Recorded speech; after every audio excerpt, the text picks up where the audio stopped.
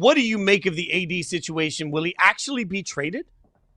Well, good morning. So first off, I think there's some obfuscation going on here. I wish I could say I knew exactly what the four corners are, but the Mavericks haven't announced what this injury is.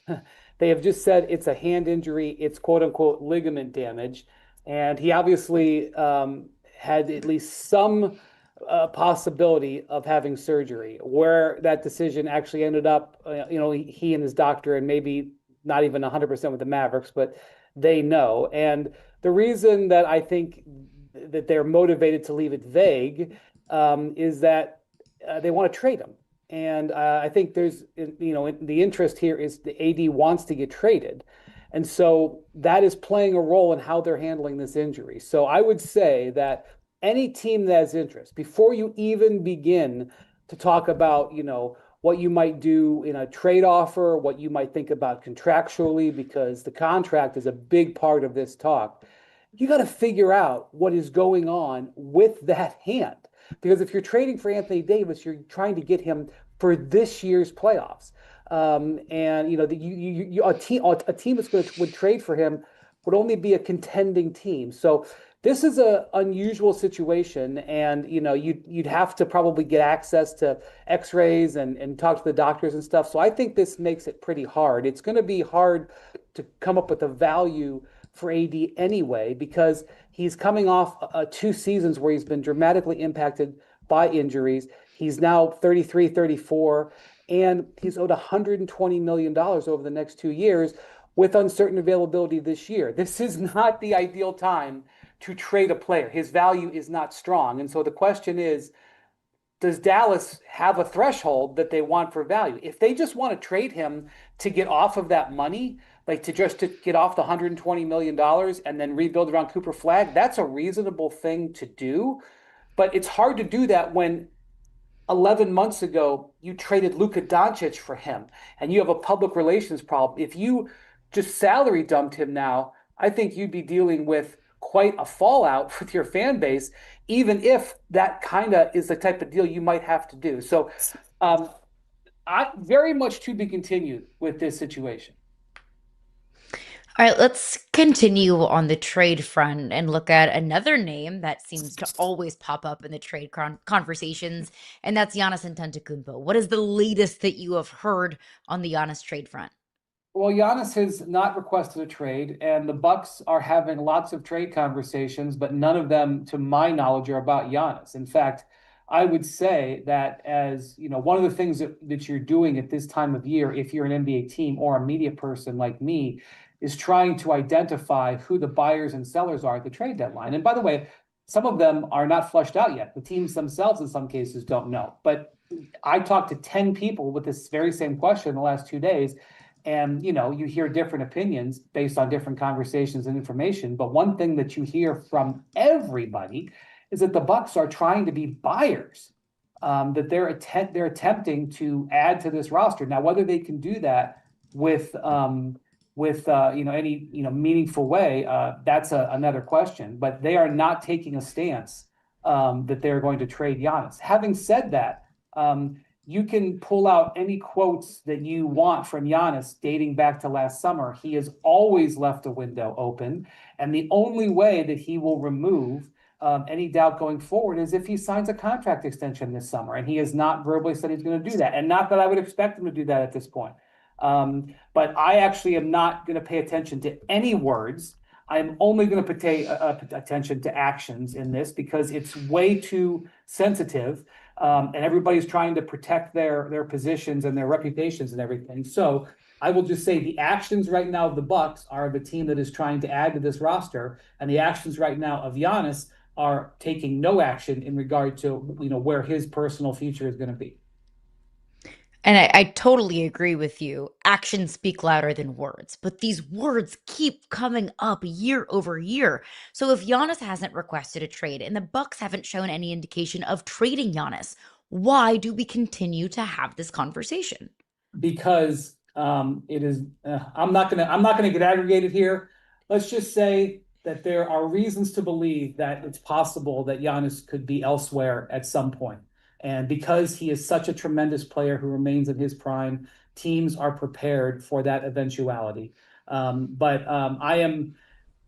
Everybody has their reasons and their motivations, and so let them do it. But if you don't want to believe the media, cool, it's fine. I will just tell you that there are quite a few NBA teams that are waiting for the day and preparing for when that becomes a reality, and they're not doing it for no reason.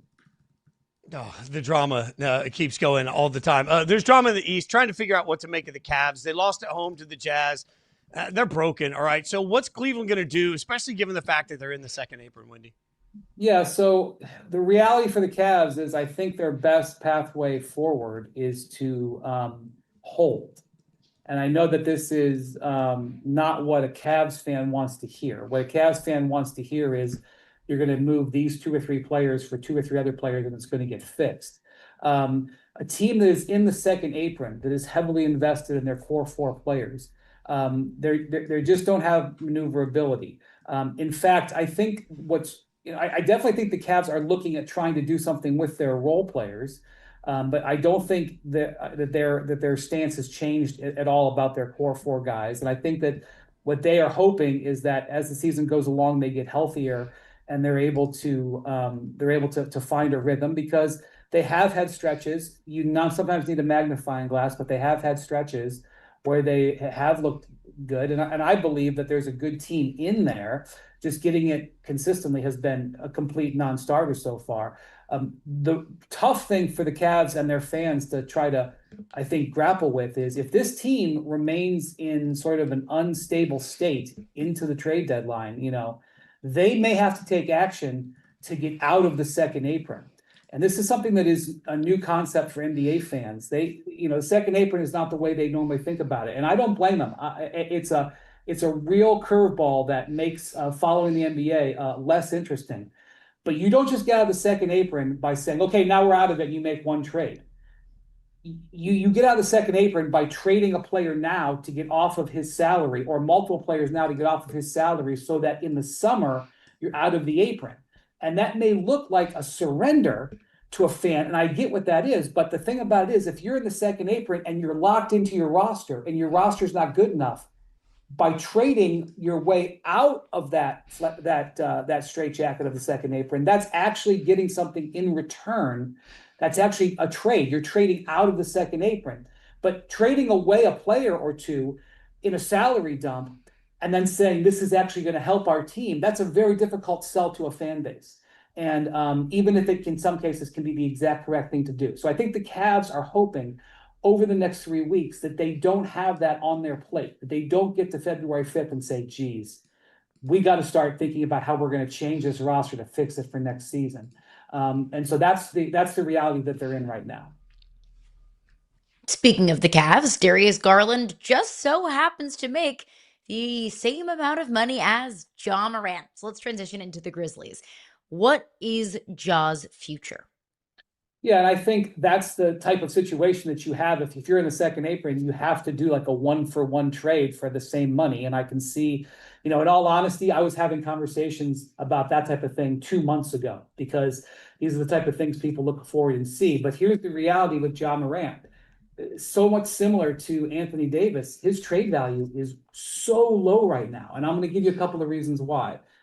He is a player who, as his career has gone on, has driven to the basket less and less, partially because of injuries, partially because of the way the game is called. They let people be more physical with him. That's bad luck for him. The more outside shots he takes, the more his efficiency plummets. He is having the worst season of his career. Even when you compare him to his rookie year, when his counting stats were lower, he was a way more efficient player. So he is performing poorly. As he is aging, he is leaning more into a style of play that doesn't favor him. And he's not good defensively because he doesn't have great size. Ja Morant is at his best when he is playing with passion, energy, and going to the basket. He is not playing with passion. He is not playing with energy. He is not going to the basket. And what you're left with is an undersized guard who has trouble defending and can't reliably shoot.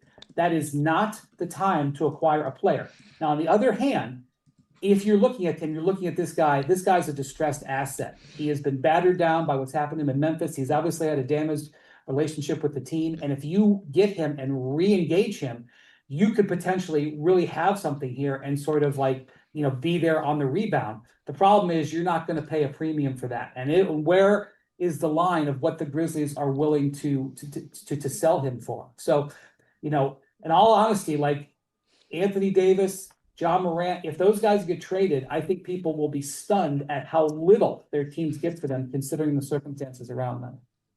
Wendy, I'm old enough to remember when you and I were sitting on Golic and Wingo at ESPN trying to debate whether or not Ja Morant or Zion would have a better future. Now they both might be traded. So what's the latest with Zion? Yeah, I know that there's been some stuff out there, I can't take it completely off the table because that's irresponsible, especially with a totally new front office. But I don't personally believe that Zion is available today. Could that change between now and February 5th? Of course, these things happen in the NBA, and the Pelicans are obviously having an incredibly disappointing season. The one thing about the Pelicans is, they obviously don't control their draft pick, which is remarkably problematic. But the Pelicans have some young guys on their roster who they are excited about. And so the question is, does that front office, who, Joe Dumars, brand new in that role, does he think that these young guys that they've drafted, Jeremiah Fears and Derek Queen, does he believe that those players would benefit from having Zion on their roster going forward? That is a core decision that is one of the more interesting things in the NBA between now and next summer. And the reason next summer is important is that Zion's contract is non-guaranteed. This is, when he signed the contract, it was a completely unorthodox contract. And it ended up coming to fruition that he is a max player on a multi-year non-guaranteed contract. We have never seen that in the history of the league, having a player whose contract is so fragile. That actually increases his trade value. And I know that sounds crazy that you would say that Zion Williamson has more trade value than Anthony Davis or Ja Morant, but I think he actually would, because a team could use him as a contract that they could get out of. It's a much more reasonable gamble if you're going to, try to bet on a player as a distressed asset. But whereas Ja Morant and Anthony Davis are available, those guys could get traded today. I'm not aware of Zion being out there on the market. Now, if you wanted to call the Pelicans and make an offer that was intriguing to them, I think they would take that call. But I don't think that's something that's the direction we're headed right now, at least before this trade deadline. Before we get you out of here, Wendy, what's the biggest name that you do expect to get moved? Well, I think, I think the Memphis has painted themselves into a corner where I don't see how they can go forward with Ja on the roster. I think there's a pathway forward for the Mavericks with Anthony Davis. They're in a transition in their front office. They're in a transition with their team. Kyrie Irving, and Anthony Davis are still, high quality players. I can see that, for various reasons staying in place. I don't see how the Grizzlies go forward with Ja. I mean, he gave an interview today in Germany where they're playing, and he was basically given the Marshawn Lynch interview. And I don't see how you're going to go through that for the next 3 months. So I think Ja gets traded. And so the question for Memphis becomes, if you trade Ja in a straight salary dump or a fire sale, which unfortunately I think is the direction they may be headed, where does that leave your team going forward? And what does that mean for Jaren Jackson? Because they essentially traded Desmond Bane for future draft picks. If they traded Ja in a fire sale or maybe a light pick, maybe they can get a protected first round pick or something. Now you've got Jaren Jackson, who's in his prime, beginning a $200 million contract next season. Do you sit there and say, okay, Jaren is now our franchise player after we've traded our 2 other all-stars, and now we're going to build around him? Or do you entertain offers for him either in the wake of a Ja trade or this summer? And so to me, why you're hearing Jaren Jackson's name pop up is that there's uncertainty with what the Grizzlies are going to do with him. And I think in large part, it may come down to what ends up happening with Ja. I don't think maybe they have their minds made up yet. So Ja Morant and then the effect on what happens with Ja Morant to Jaren Jackson are 2 of the most important things happening between now and February 5th.